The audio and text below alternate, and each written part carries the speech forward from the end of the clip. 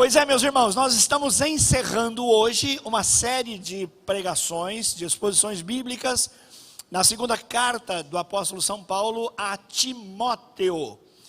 Quem era Timóteo mesmo? Era jovem, um jovem pastor, ele era tímido. Quantos tímidos nós temos aqui? Levante a mão. Tímido nem vai levantar a mão, imagina.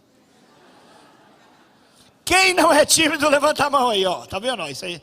Agora, os tímidos, faz assim para baixo. Então, Timóteo era tímido e ele tinha frequentes enfermidades.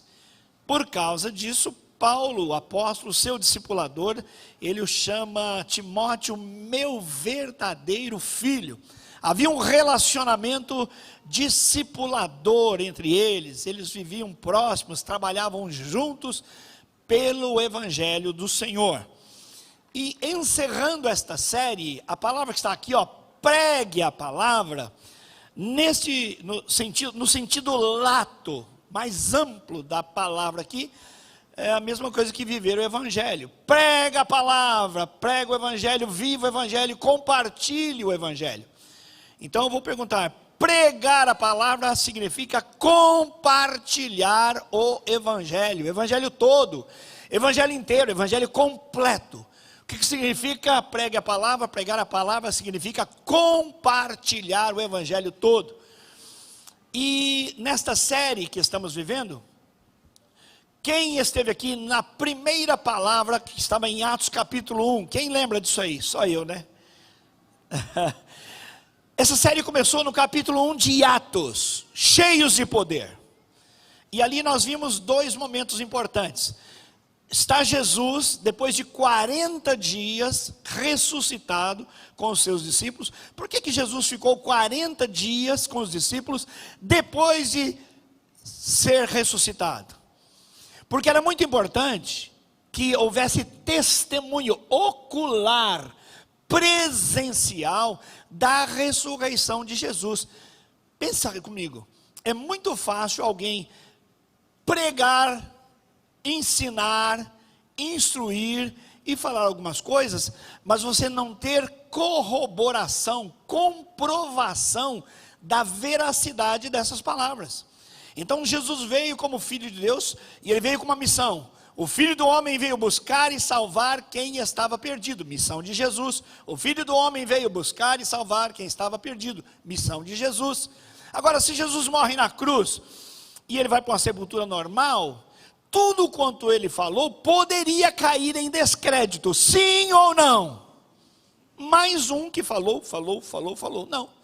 Mas Jesus, conforme promessa do Antigo Testamento, do Novo Testamento, palavras dele, ao terceiro dia ele ressuscitou. Diga glória a Deus. Não, eu quero um glória a Deus batista mesmo, cheio. Então Jesus, ao terceiro dia, ressuscitou. Aê, igreja batista, assim que eu gosto de batista. Eu gosto de batista avivado, cheio, porque crê na palavra de Deus. E Paulo, o apóstolo, falando sobre a ressurreição, falou, ainda bem que Jesus ressuscitou, senão nós seríamos entre os homens os piores. Por quê?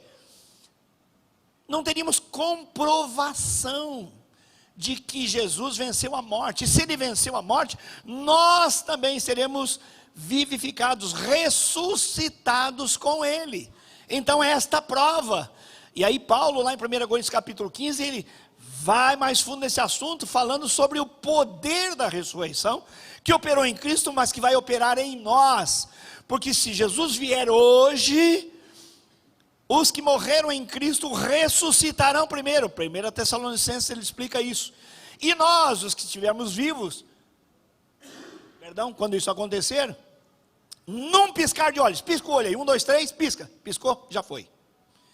Dá tempo de pedir perdão num piscar de olhos? Dá tempo de acertar a vida com Deus num piscar de olhos? Não dá. Num piscar de olhos nós seremos transformados. O que é corruptível, tornar-se-á incorruptível. O que é perecível, tornar-se-á permanente. O que é terreno, tornar-se-á eterno. Então esse é o poder da ressurreição. Por isso Jesus ficou 40 dias com os discípulos para dar-lhes a garantia de que ele estava de fato vivo. Os apóstolos do Senhor, todos eles, talvez com exceção de um, morreram dando testemunho do poder da ressurreição. Ninguém morreria por uma mentira. Alguns dizem, não, esse negócio de Jesus ressuscitar, vamos combinar aqui, a gente fala que ele ressuscitou. Você acha que milhares de cristãos morreriam, dariam suas vidas por uma mentira, sim ou não? Claro que não. Então essa pregação poderosa, pós-ressurreição, implica que Jesus está com seus discípulos pela última vez e eles não sabem.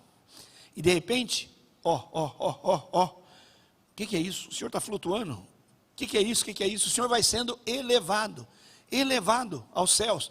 Essa é a ascensão de Jesus. E os discípulos estão assim maravilhados, encantados. Então aparecem dois anjos e dizem assim: varãos galileus, por que vocês estão encantados vendo o Filho do Homem subir? Pois assim como ele subiu, ele voltará. Ele voltará. Então nós temos aí duas revelações importantes. O Senhor que foi assunto aos céus, voltará. E os discípulos tinham uma dúvida, mas Senhor, então já que o Senhor cumpriu o propósito, ressuscitou, vai para o Pai, é agora que o Senhor vai restaurar o reino de Israel? Israel vai deixar de ser escravo? Uma nação assim, que é escravizada ou está sob domínio de Roma? E Jesus diz assim: olha, nem eu sei a data dessas coisas acontecerem, isso não compete a mim, mas o Pai sabe. Mas eu quero que vocês saibam o que vocês precisam fazer. Entre a ascensão e a volta existe um período longo, e é nesse período que vocês terão de testemunhar. Toda a autoridade me foi dada nos céus e na terra, por isso vocês vão, façam discípulos em todas as nações, batizem as pessoas em nome do Pai, do Filho e do Espírito Santo, e eu estou afirmando a vocês, ensinem essas pessoas a guardarem, a viverem tudo, não é uma parte apenas, tudo o que eu vos tenho ordenado, e eu tenho uma promessa para vocês: enquanto vocês estiverem na missão, cumprindo a missão, eu estou convosco. Diga glória a Deus. Esse foi mais ou menos Batista. Glória a Deus. Esse foi Batista. E aí você fala, mas se Jesus foi, como é que ele fica? Ele fica, segundo João capítulo 14, que ele diz: olha, eu vou, mas não vou deixar vocês sozinhos. Eu vou derramar sobre vocês, vou enviar o Espírito Santo, parábola grega, paráclitos, aquele que está ao lado. É o Espírito da verdade. Vocês agora vão ser cheios dele. E uma vez cheios dele, vocês vão ser minhas testemunhas em Jerusalém, Judeia, Samaria e confins. Para nós, Campo Grande, Mato Grosso do Sul, Brasil e no mundo. Toda essa história de 2 Timóteo começa aí.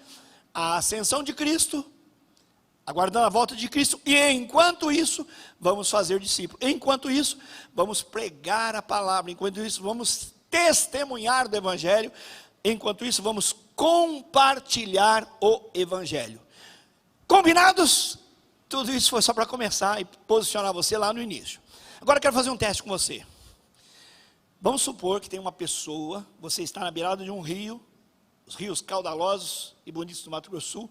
Você está na beirada do rio e de repente você vê uma pessoa se afogando. O que você faz? Uma vez me chamaram, eu morava em São Paulo ainda, me chamaram para pescar aqui no Mato Grosso do Sul. Eu vim fazer um noivado e me chamaram para pescar. Só que o horário era meia-noite, então eu não estava enxergando muito bem. E me levaram num rio para pescar. Eu estou lá me preparando e comecei a ouvir: socorro, socorro. Mas olha, aquilo era de arrepiar. E a gente percebia, era lá no Rio Paraná. Então, ali na região de Três Lagoas, muito largo. E a gente ouvia que vinha de longe: socorro. Eu fiquei apavorado. E todo mundo pensou: o que nós vamos fazer? Porque a gente não via nada, só um grito desesperado de socorro. E aí não tinha o que fazer, começamos a bater nas vilas de pescadores ali, vão socorrer, ninguém abria a porta, era uma confusão. Até que no final, conseguiram salvar aquela pessoa. Ele tinha ido de barco pescar de noite, e lá como tem a passagem, tinha um vergalhão de ferro no leito do rio, e o barco passou e rompeu embaixo, o barco ficou parado lá, fazendo água. Então você imagina o camarada preso no meio, meia-noite o barco fazendo água, o desespero. Por vir salvar aquele rapaz, eu falei, glória a Deus, aleluia. Mas eu fico pensando, o que você e eu faríamos? Quem aqui acha que tomaria uma providência, faria alguma coisa para salvar, no mínimo bater, pedir socorro, fazer alguma coisa? Quem dentre vocês aqui iria fazer alguma coisa? Fica em pé agora, em nome de Jesus. Isso, que beleza, estou vendo aí um montão de gente que quer gerar vida na vida de alguém. Não vamos deixar ninguém morrer, então pode assentar-se. Vocês viram quantas pessoas levantaram? Agora você sabia que no rio caudaloso da vida, tem pessoas indo para o inferno e gritando por socorro? Quantos de nós vão ficar em pé agora para quem está gritando socorro lá em casa? Tem alguém lá em casa pedindo socorro. Estou indo para o inferno, não sei o que fazer, quem me socorre? Lá no trabalho, lá no futebol, quem vai ficar em pé agora? Glória a Deus, aí. Aê, uma salva de palmas para vocês. É isso aí, pode assentar-se. Nós colocamos o pé na realidade do que é pregar a palavra. É não ficar na zona de conforto como quem não tem nada a ver com a situação. Então, Paulo, o apóstolo, está escrevendo para Timóteo, situando Timóteo de que o tempo era chegado. Em que tempo Paulo escreve essa carta? No ano mais ou menos 30 depois da morte e da ressurreição do Senhor Jesus. Mais ou menos 30 anos se passaram desde a morte e a ressurreição de Cristo. A ordem de ir e pregar o evangelho a todas as pessoas e nações, para o mundo da época já havia acontecido. O evangelho já tinha, pelo poder de Deus e pelo testemunho dos crentes, não dos apóstolos só, mas de todos os crentes que foram espalhados por causa da perseguição, já havia chegado em todos os lugares. Só que agora tem um fato novo. Os apóstolos já morreram, alguns deles. O apóstolo Paulo está preso pela segunda vez na cidade de Roma. Na primeira prisão, foi mais ou menos tranquilo. Por quê? Porque ele foi acusado de assuntos religiosos. Qual a acusação contra ele? Assuntos religiosos. Os judeus estão aí contra o Paulo, porque ele fala de uma coisa esquisita, de um homem que ressuscitou. Olha a ressurreição. E a prisão é domiciliar, ele podia receber pessoas. Então ele recebia frequentemente numa casa alugada pessoas, primeira prisão. Mas depois, não, agora já é uma perseguição aos cristãos. Nero, segundo alguns historiadores, ele próprio meteu fogo na cidade de Roma. De 14 bairros ou distritos de Roma, só 4 não tinham fogo, justamente onde estavam os judeus e os cristãos. Logo, numa cabeça insana, doente, é fácil acusar, foram eles. Eles é que colocaram fogo na cidade, por isso é que no bairro deles não tem fogo.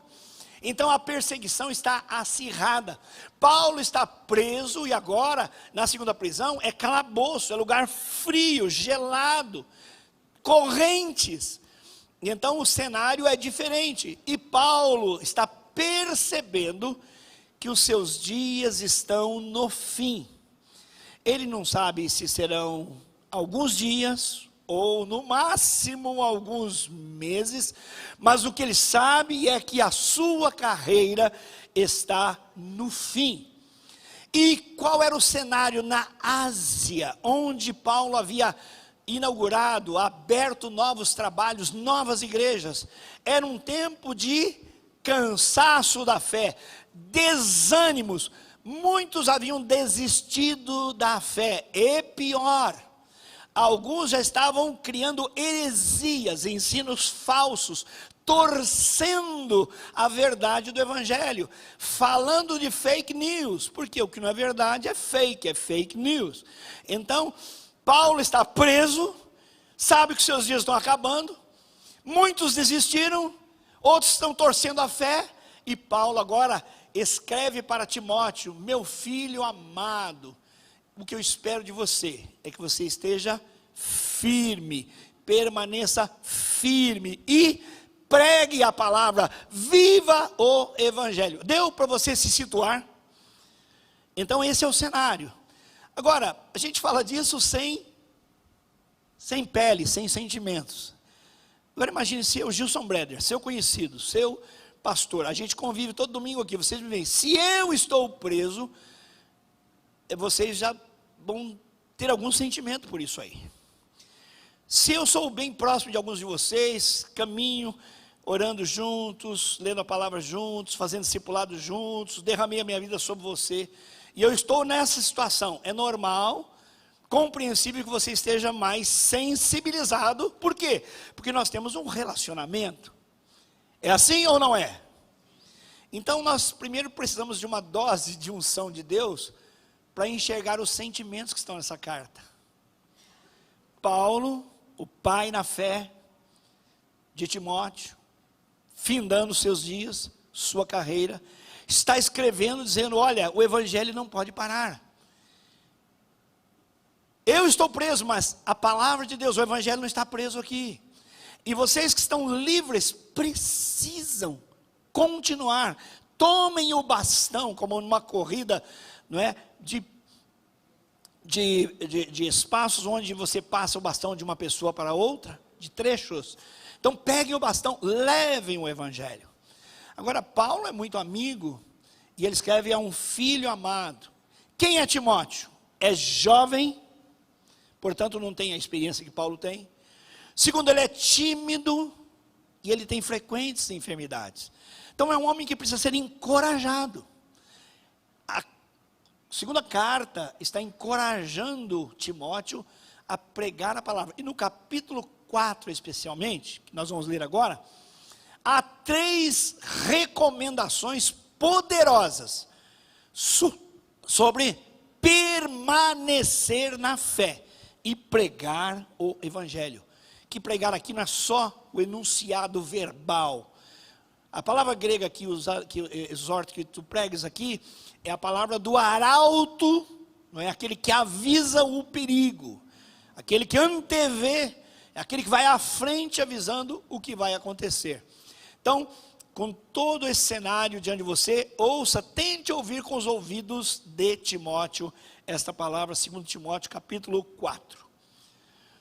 Na presença de Deus e de Cristo Jesus, que há de julgar os vivos e os mortos por sua manifestação e por seu reino, eu o exorto solenemente.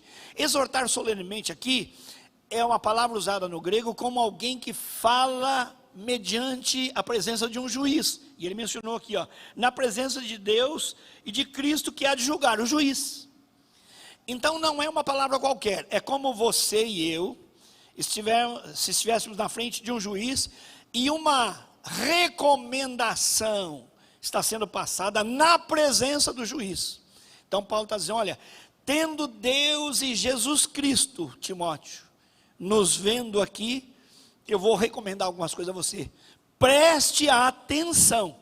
Os verbos que o texto traz agora são verbos imperativos. Um verbo na voz imperativa, não é? No modo imperativo, quer dizer o quê?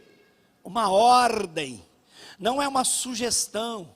Nós chamamos de recomendação no sentido mais amplo da palavra, mas é uma ordem. Então veja só, ele diz assim, versículo 2: pregue a palavra. Imperativo, esteja preparado a tempo e a fora de tempo. Repreenda, corrija, exorte, faça isso com toda paciência e doutrina, pois virá o tempo em que não suportarão a sã doutrina, doutrina saudável. Ao contrário, sentindo coceira nos ouvidos, juntarão mestres para si mesmos, segundo os seus próprios desejos. Isso aí é, eu escolho quem fala o que o meu ouvido quer ouvir. Verdade ou mentira, eu quero ouvir algumas coisas, mesmo que não sejam verdade, mas se o mestre falar, eu sou pastor, estou dizendo, fala, aí, está vendo? O pastor concorda comigo. Essa é a compreensão do texto. Gente que fala mentira, parecendo verdade, e quem tem comichão no ouvido fala, é isso que eu quero ouvir. Então a exortação é imperativa. Eles, versículo 4, se recusarão a dar ouvidos à verdade, voltando-se para os mitos, para as conversas fiadas e tolas. Você, porém, seja diferente. Seja moderado em tudo. Verbo no infinitivo, no imperativo. Seja moderado em tudo. Suporte os sofrimentos. Faça a obra de um evangelista, cumpra plenamente o seu ministério. Percebeu? É o apóstolo Paulo consolidando, fortalecendo, exortando a Timóteo para que ele tenha obediência aos imperativos que Paulo está recomendando. Deu para entender, sim ou não? Quem entendeu, levante a mão. Quem não entendeu, levante a mão, eu vou explicar tudo de novo. Todo mundo entendeu. O povo de Jesus é um povo inteligente. Qual é a grande recomendação que está nos versículos 1 a 5? Resumindo tudo isso Timóteo, faça a sua parte no evangelho. Então, para mim e para você, faça a sua parte no evangelho. Tudo que foi dito de um versículo 1 a 5, que significa, faça a sua parte no evangelho. Pregue a palavra, pregue o evangelho, compartilhe a palavra, viva pela palavra, pelo evangelho e faça a sua parte. Paulo está dizendo, eu não posso mais fazer muito. Estou preso. A palavra não está. Você não está. Então, faça a sua parte. Pregue. Testifique. Testemunhe. Fale. Advirta. Corrija. Repreenda. Você sabe que nós perdemos, na Bíblia, 50 menções de irmãos interagindo com outros irmãos, uns aos outros. Literalmente existem 25 mandamentos recíprocos, uns aos outros. Por exemplo, orai uns pelos outros, amai uns aos outros, suportai uns aos outros, e daí por diante, são 25. Então essa interação no corpo de Cristo, na vida da igreja, é algo que nós precisamos viver. E ele está dizendo, exorta, repreenda, corrija, mas faça tudo isso com paciência. Aqui, irmãos, do púlpito há uma repreensão que passa, às vezes, por cima da cabeça de cada um de vocês. Porque a relação que você e eu temos como alguém que anuncia a palavra e alguém que recebe a palavra, pode ser pequena. A gente só pode estar ligado em palavras, mas quando nós estamos numa vida comunitária, como nos pequenos grupos, aí é bem diferente. Aí é bem diferente. Por quê? Nós nos vemos toda semana, nós nos conhecemos as lutas, os problemas, as dificuldades e até os pecados uns dos outros. Sim ou não? Vida em comunidade, por isso, nós temos que ter o ouvido de Timóteo para ouvir que esta vida ela acontece nas casas, nos pequenos grupos na nossa realidade. É importante nós vivemos pequenos grupos. No pequeno grupo a gente suporta, quer dizer, não é atura, é dar suporte. Dar suporte uns aos outros. Nós nos corrigimos uns aos outros.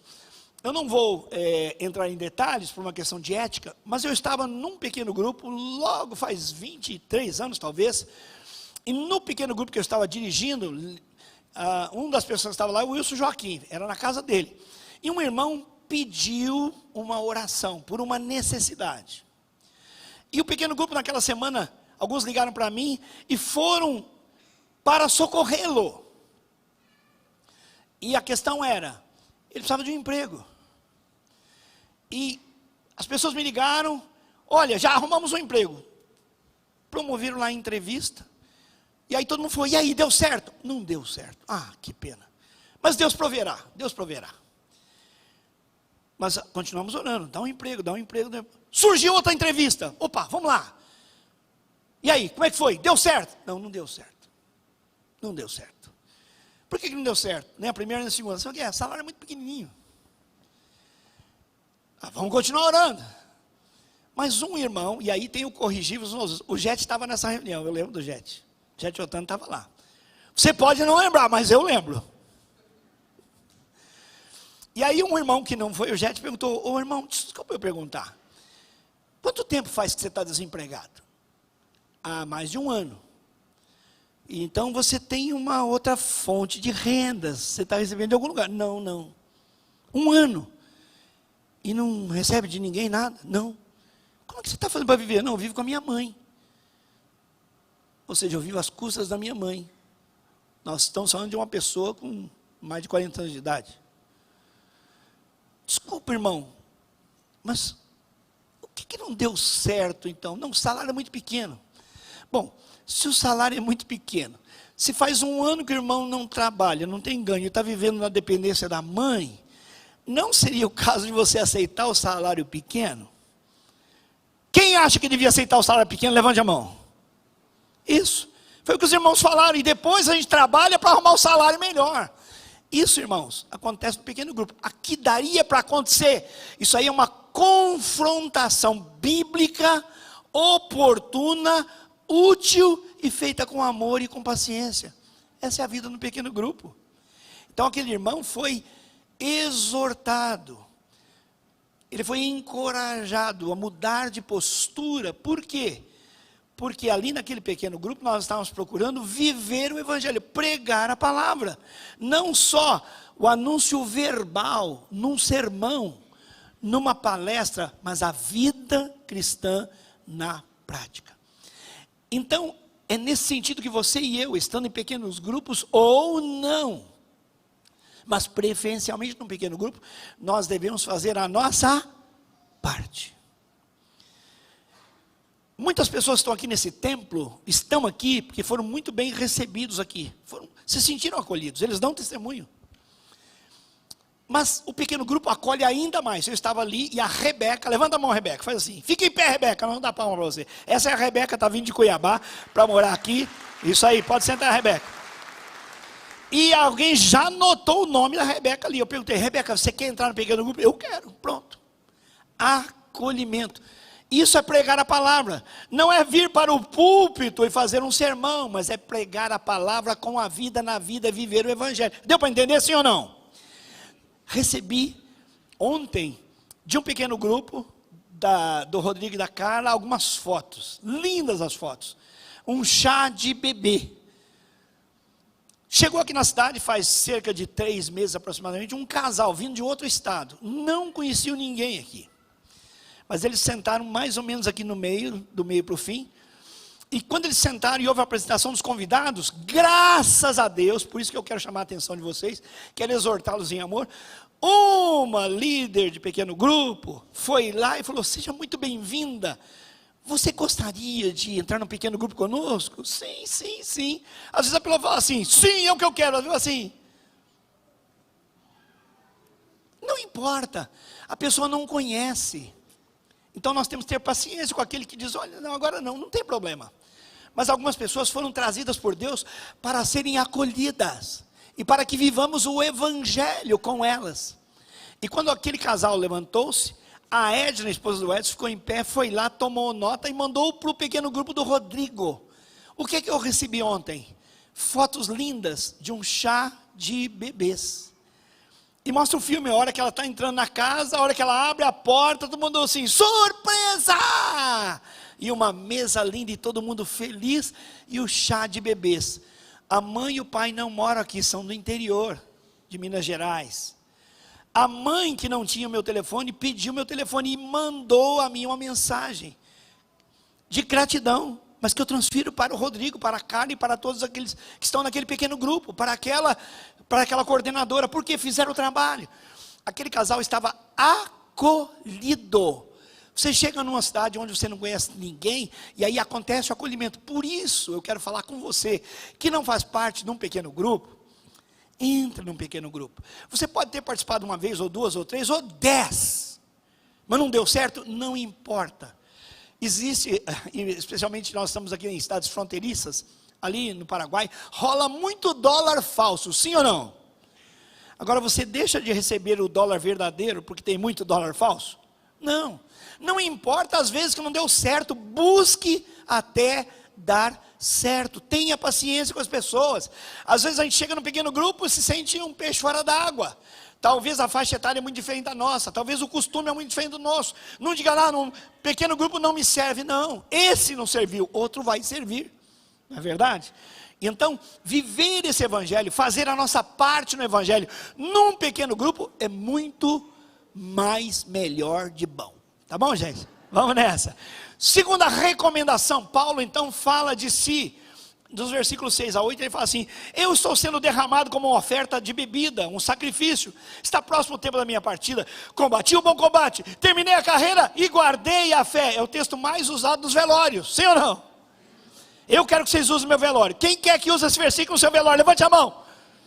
Tem gente com medo de velório aí, gente. Mas o velório é a passagem para estar com o Senhor na glória. Um irmão falou assim: eu não entendo, todo mundo quer estar com Cristo, mas morrer não quer. Que história é essa, irmão? Então o Paulo está dizendo: olha, o tempo da minha partida chegou, mas eu combati o bom combate, eu acabei a carreira e guardei a fé. Deus me deu essa oportunidade de ser bem sucedido, e Ele agora está me reservada a coroa da justiça, que o Senhor justo juiz me dará naquele dia, e não somente a mim, não é só para Paulo, mas também a todos que amam a sua vinda. Qual é a recomendação aqui? Chegue bem ao fim da sua carreira. Primeira recomendação: faça a sua parte no evangelho. Segunda recomendação: chegue bem ao fim da sua carreira. Irmãos, como no tempo de Paulo muitos abandonaram a fé e muitos torceram a verdade, tornando a mentira fake news, nós estamos vivendo esse tempo agora. Mas eu não vou desistir em nome de Jesus. Quem vai desistir? Levante a mão. Quem vai permanecer? Levante a mão. Amém, glória a Deus. Quem vai permanecer? Fique em pé em nome de Jesus. É isso aí, glórias a Deus. Aplauda a pessoa que está do seu lado, que vai permanecer aí. É isso aí. Diga: você é um super vencedor. Diga para a pessoa que está do seu lado: você é um super vencedor, a vitória está contigo. Permaneça até o fim, não desista. Combata o bom combate, acabe a carreira e guarde a fé, porque há uma coroa preparada para você e para todos aqueles que amam a volta do Senhor. Diga aleluia. Pode assentar-se. Então, irmãos, é isso. Não vamos desistir. Não desista do pequeno grupo. Não desista da liderança. Não desista de liderar. Não desista de prestar contas. Vamos continuar. Não pare. Irmãos, vocês viram aqui, falando de finanças, porque também é importante. Hoje é o último domingo. Para o nosso orçamento do mês falta 20% para a gente chegar. Não é só um percentual, é um valor financeiro. E esse valor financeiro diz diretamente, sabe ao quê? Ao sustento dos nossos missionários. Nós temos 33 campos missionários, onde a nossa igreja está presente, fora 7 projetos na cidade, fora o trabalho que fazemos com a Convenção Batista, que chegamos ao Nordeste brasileiro e ao Sul do Brasil, que é a área mais difícil de ser evangelizada. Nós temos missionário em todos esses lugares, e o missionário não vai ao supermercado e na hora de passar a compra fala assim para a caixa: eu quero pagar com oração. Como assim? Não, quanto que deu aí? 200, 300, vou pagar com oração agora. Não. Segurança, vem cá. O caixa vai chamar o segurança. Por quê? Porque o missionário, para fazer o que ele está fazendo, ele entrou em parceria comigo e com você. E nós não vamos, em nome de Jesus, deixar a peteca cair. Nós vamos mandar dinheiro para os nossos missionários. Sim ou não, meus irmãos? Sim. Quem acha que nós devemos mandar o sustento digno dele? Levante a mão. Amém, muitas mãos levantadas. Espero e creio que são as mãos que contribuem. Porque falam: não, eu acho que ele deve receber, mas é o cara aqui que vai mandar. Está errado. É verdade ou não é? É muito esquisito esse negócio de eu fazer a gestão do orçamento para quando não contribuo.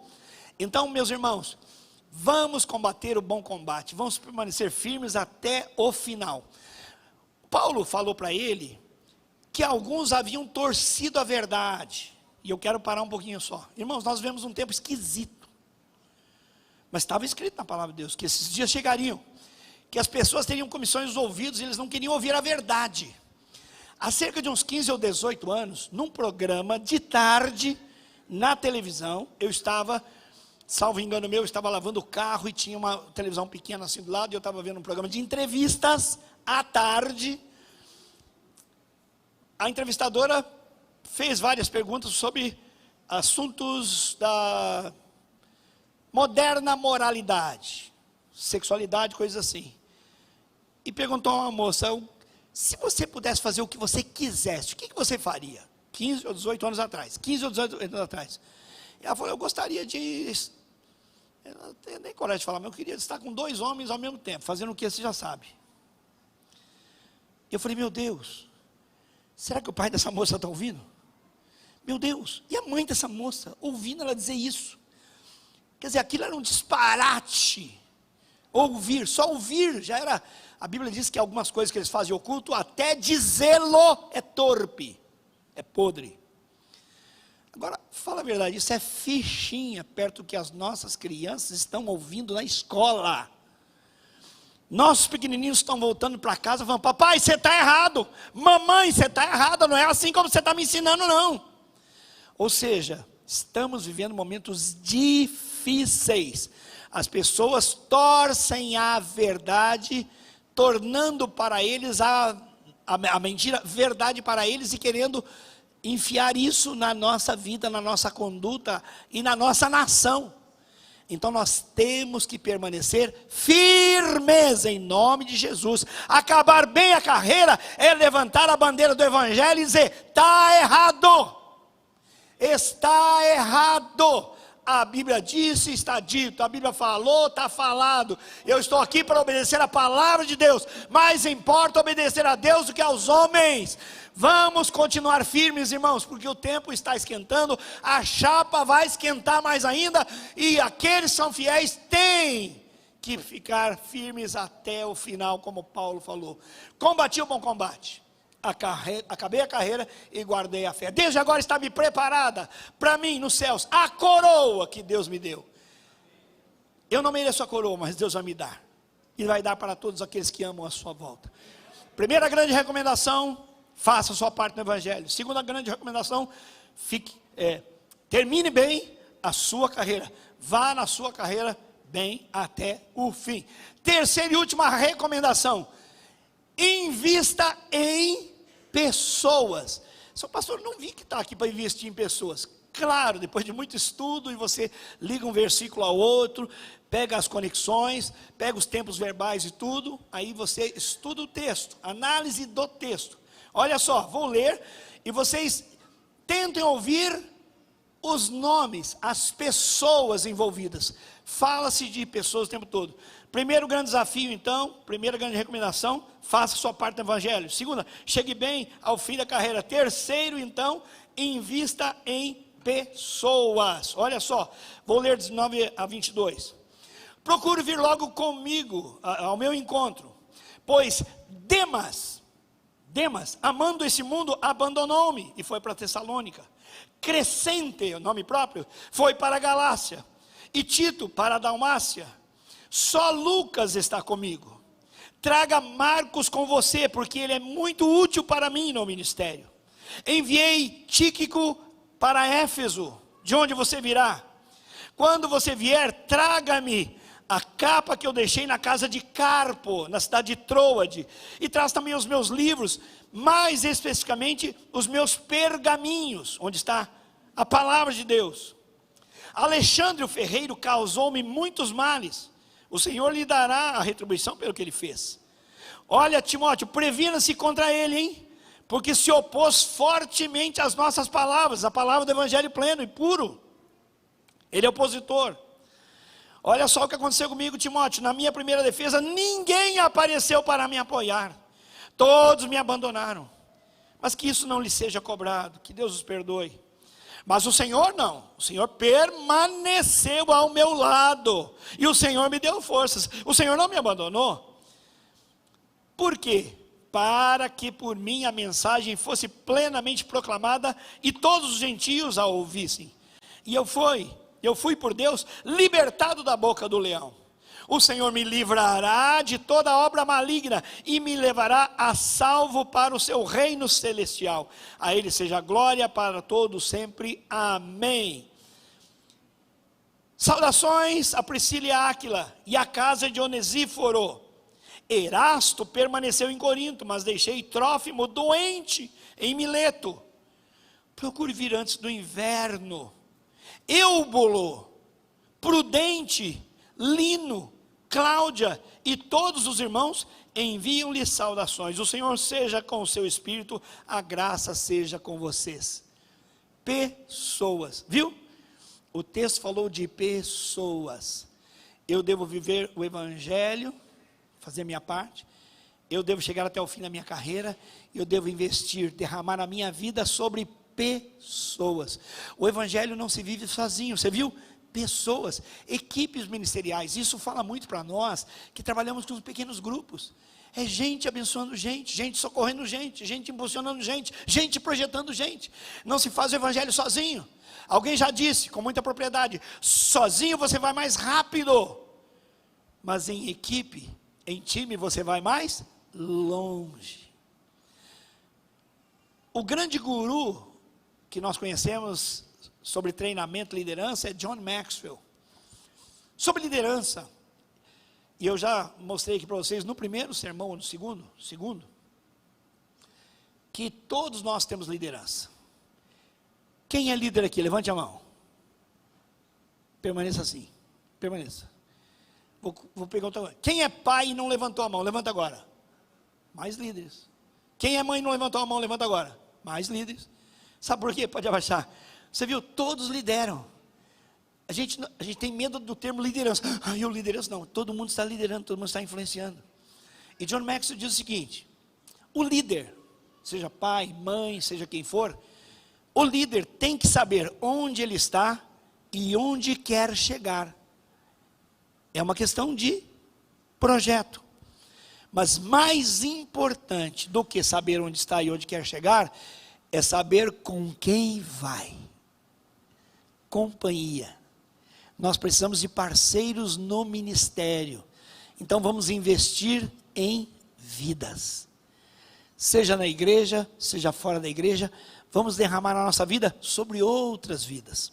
Isso diz respeito a relacionamentos.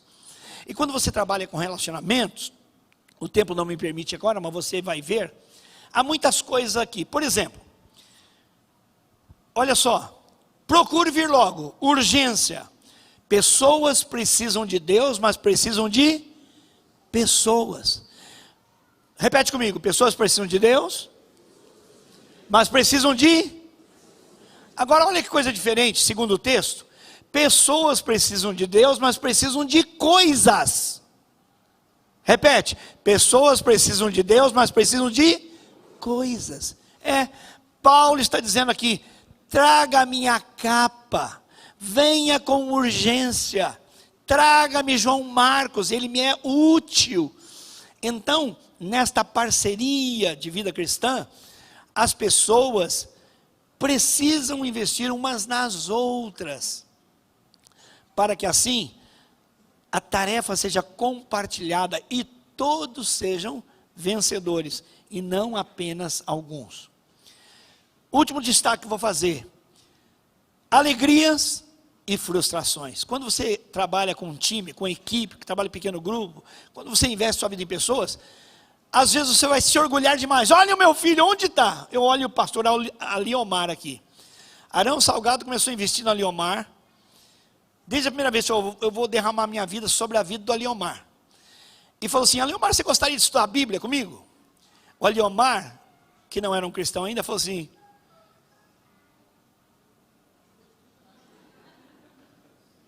eu gostaria de estudar a Bíblia com o senhor, sim. Não queria. Falei, então marque o dia e a hora. Aí o Aliomar, ele conta isso hoje. Para o Arão desistir de cara, ele falou assim: então todo domingo 1h da tarde. O irmão até fez assim: uau. Não deu outra. Todo domingo 1h da tarde, o Arão estava na casa do Aliomar. Só que o Aliomar falou que 2 reuniões foram meio sem jeito assim. Ele testando o Arão. Mas da terceira reunião em diante, terceiro estudo bíblico em diante, o coração dele se derramou, ele aceitou Jesus como Salvador, tornou-se um discípulo, hoje é pastor, ganhador de almas. Aplauda o Senhor. É isso aí, gente. É isso. Há um custo a ser pago.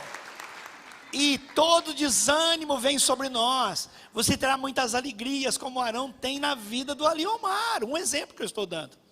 Mas Paulo falou: que pena, com Demas não foi assim. ele me traiu e ele me abandonou. Com Alexandre foi pior, o ferreiro. Ele me causou muitos males.